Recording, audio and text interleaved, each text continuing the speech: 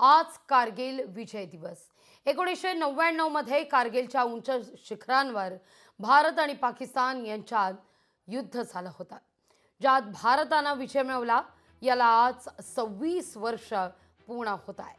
14 ते 18,000 फूट उंचीवर असलेल्या या शिखरावरून भारतीय सैन्यानं मोठ्या शौर्यानं पाकिस्तानी घुसखोरांना पळून लावलं होतं आणि या युद्धामध्ये आपले 500 सैनिक शहीद झाले होते.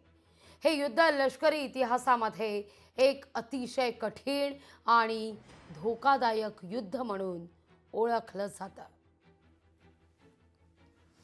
या सगळ्याविषयी बोलण्याकरता वीरमाता अनुराधा गोरे मॅडम आपल्यासोबत जोडल्या गेलेल्या आहेत. नमस्कार मॅडम, स्वागत आहे तुमचं लोकशाही मराठीमध्ये. खरं तर ज्याचं वर्णनच मुळात लष्करी इतिहासात अतिशय कठीण आणि धोकादायक युद्ध असं हे कारगिलचं युद्ध म्हटलं जातं. पण या भौगोलिकदृष्ट्या सुद्धा अतिशय आव्हानात्मक अशा या कारगिलमध्ये पाकिस्तानांना धूळ चारत आपल्या योद्ध्यांनी या ठिकाणी तिरंगा फडकवलेला होता. आज याला 26 वर्ष पूर्ण होत आहेत.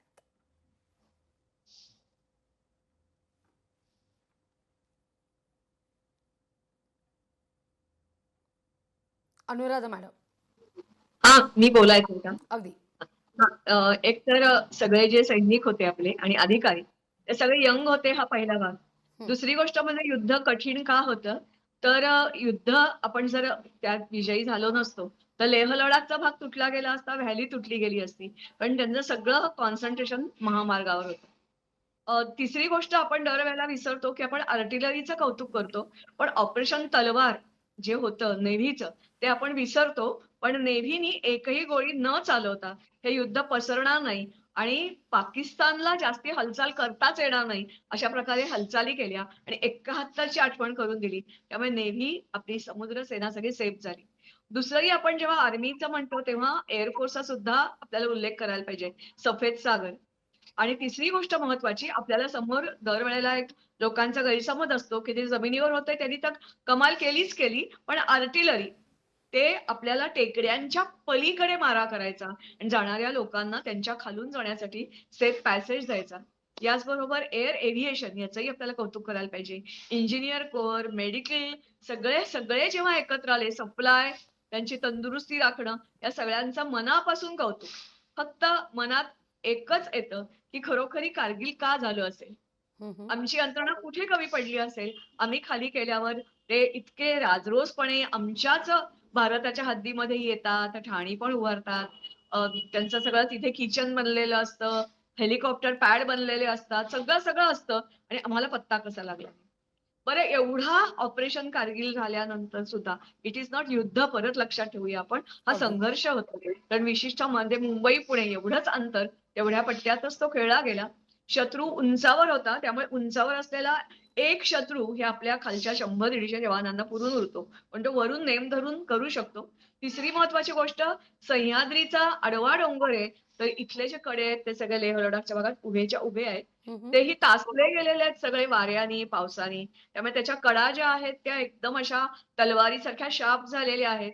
दुपारी प्रचंड दगड तापतात आणि रात्री प्रचंड थंड होतात. बर्फही काही ठिकाणचा वितळलेला नव्हता.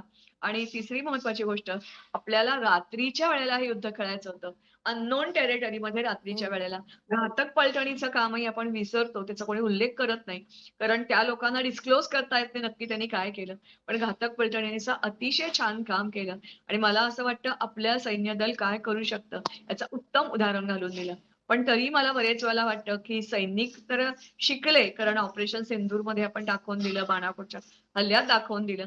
तरी आपण कुठेतरी कमी पडतोय का? कारण परत परत हे हल्ला, ऑपरेशन पराक्रम झाला हं, हं. त्याच्याबद्दल आपण कधीच काही बोलत नाही. आत्ता काही झालं आणि नागरिक आपण शहाणे होतोय का? अगदी. तर मला बरेच वेळेला वाटतं नाही, आपण नागरिक नाही शहाणे होत आहेत. कारण सरकारच्या बरोबरीनं देशाचं रक्षण करणं ही आपली जबाबदारी असते. मला असं वाटतं की आपण जर इतिहासाकडे नजर टाकली तर आपला जेव्हा जेव्हा पराभव झाला तेव्हा गद्दारी आणि लोकांची आपण काय म्हणूया निरीच्छा वृत्ती, की मला काय त्याचं, मला काय पडलंय. ही जबाबदार होती. आणि तिसरी महत्वाची गोष्ट, आपण आपला जो स्वभाव आहे हिंदू म्हणजे राष्ट्राचा म्हणूया आपण, आपण तर एक प्रकारचा माफ करणं, सगळ्यांना सोडून देणं आणि लाईटली घेतो आपण काही गोष्टी. तसं जर घेतलं तर फार कठीण आहे. सैन्य दलाला सुद्धा नागरिकांची गदर असते. ऑपरेशन सद्भावनेच्या अंत तेच करतात. मात्र परत आपण कायम लक्षात ठेवूया, तुमच्यापैकी किती जणांनी काश्मीरचा इतिहास पहिल्यापासून वाचलाय मला माहिती नाही. पण हम्म. काश्मीरचा इतिहास हा खूप खूप पुरातन आहे.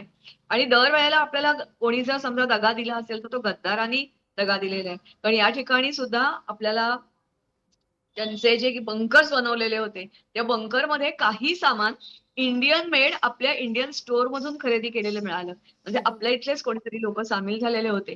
फक्त याची आपण ओपनली चर्चा करत नाही. हे काही का असेना, पण एक नागरिक होता तानसी नावाचा.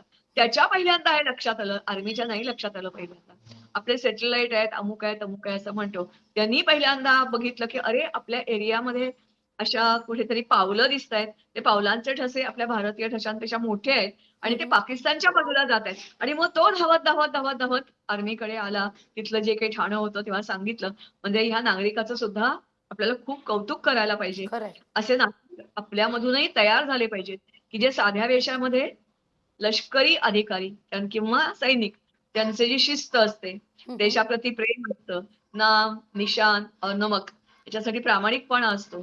तो आपण प्रत्येकाने जर आपल्यात बाणवला ना, तर कारण कारगिल झालं पण तो एंड नव्हता. हम्म. म्हणजे 26 तारखेला युद्ध संपलं नाहीये बरं का पूर्ण. त्याच्यानंतरही युद्ध सुरू होतं, फक्त ते काही भागात होतं आणि ऑपरेशन विजय म्हणजे ऑपरेशन भद्र जे पाकिस्तानी आखलेलं होतं, त्याला उत्तर म्हणून ऑपरेशन विजय हम्म. आपण आखलं होतं. त्याचं नाव विजय ऑपरेशन. आर्मीचं जे होतं ते विजय. म्हणून हा विजय. अगदी. मला विचारतील तर खरोखरी विजय मिळाला का? तर मी तर म्हणेन आपण नेहमीच असं म्हणतो, की जो राष्ट्र जिंकतो तो जिंकूनही हरतो आणि जो हरतो तो हरूनही जिंकतो. तसंच मला वाटलं.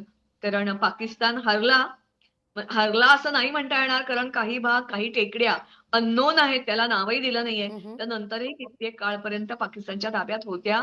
अजूनही आहेत की नाही मला आता माहिती नाही. पण होत्या.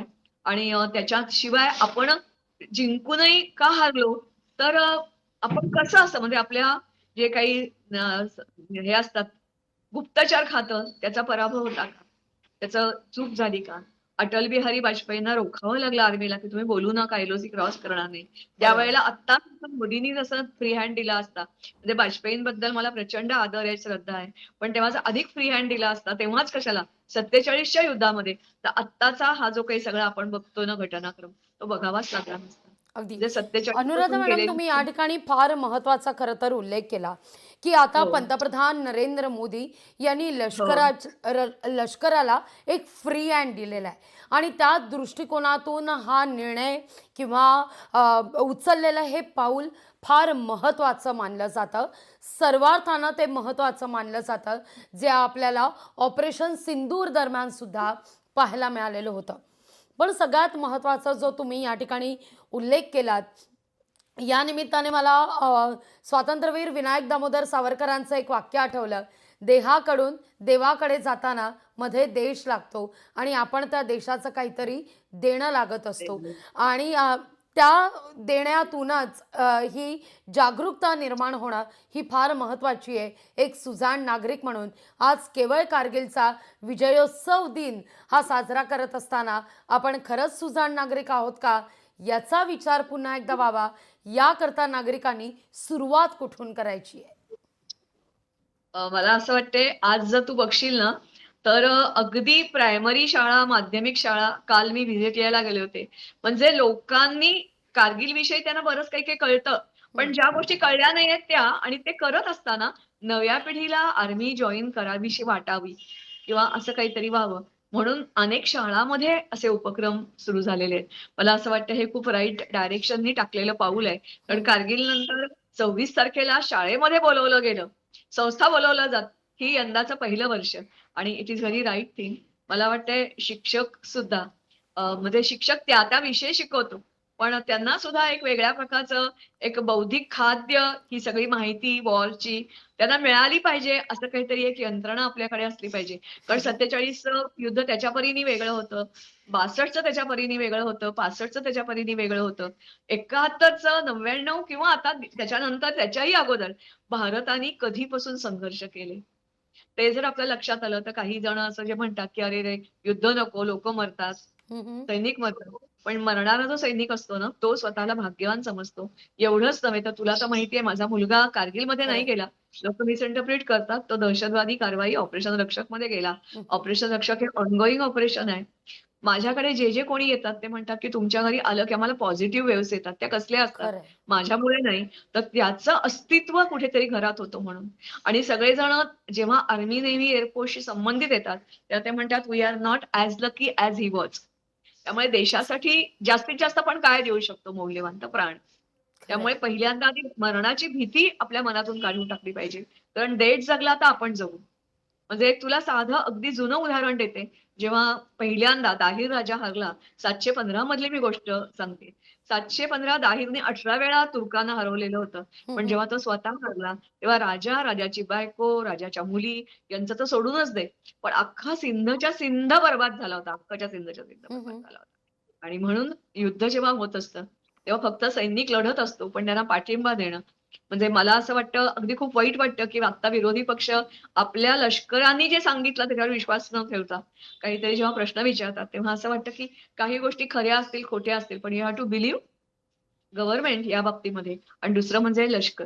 मग ती खरंय. आर्मी असेल, नेव्ही असेल किंवा एअर फोर्स असेल, त्यांच्या क्षमतेवर. आणि दुसरी मगाशी जसं फ्री हँड दिला असं मी म्हटलं, तसं आणखीन एक गोष्ट आपण लक्षात ठेवूया, की पूर्वी म्हणजे 62 सालचं युद्ध जर तुला आठवत असेल तर हम्म. त्यावेळेला आपल्याकडच्या सैनिकांना घालायला पायात कॅनव्हासचे बूट होते. बूट. म्हणजे बूट. तिथल्या बरोबर. बर्फात कपडे नव्हते. हो. आता तसं नाहीये. आता आपण परदेशावर अवलंबून नाहीये. गोळ्या आपल्याला मागवाव्या लागत होत्या. आत्ता देशामध्ये देशातले उत्पादक हे उत्पादन करतायत. आणि ती अतिशय मला वाटतं कालच विधान आलेलं आहे कोणाचं ते माझ्या लक्षात नाही आता मी ठेवलं. पण त्यांनी असं म्हटलेलं आहे, की ज्या गोष्टी आम्हाला लढाईसाठी इसेन्शियल आहेत, त्याच्यासाठी परदेशावर अवलंबून राहणं चुकीचं आहे. कधीही हम्म. आमचा पुरवठा होऊ शकतो. आणि मला वाटते आज परत लष्करी जे आपले अधिकारी प्रमुख आहेत, लष्कर प्रमुख, त्यांचं परत विधान आलेलं आहे. हेच त्यांनी म्हटलेलं आहे, की आता ह्याच्यापुढे आणखीन आम्ही रडार यंत्रणा, अमुक-तमुक सगळं देशामध्ये आपल्या अधिक होईल. आपला आयात करणारा देश निर्यात करणारा झाला. आपली स्ट्रॅटेजी काय आहे ती समजून घेण्यासाठी इतर लोकं उत्सुक आहेत. खरंय. मला वाटतं हे खूप मोठं यश आहे आणि ह्याच्यामध्ये सगळं यंग टॅलेंट आहे हे आपण लक्षात ठेवूया. निश्चित. आणि अगदी आपल्या यंग टॅलेंट आपण बऱ्याच वेळेला आपल्यापेक्षा नवीन यंग टॅलेंट खूप वेगळी आहे. खूप वेगळी मुलं यंग वागतात.